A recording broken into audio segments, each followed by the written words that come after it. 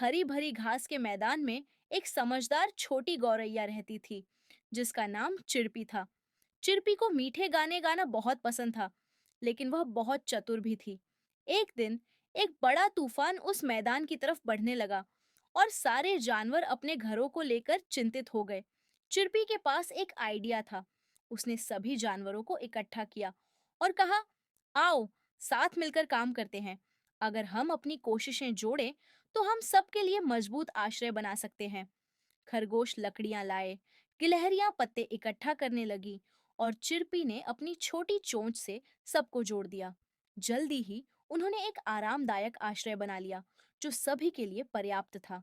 जब तूफान आया, तो सभी जानवर उस आश्रय में सुरक्षित और गर्म रहे। उन्होंने चिरपी का शुक्रिया अदा किया और उसकी समझदारी और टीम वर्क की तारीफ की। सबक: एकता और टीम वर्क से हर चुनौती को पार किया जा सकता है।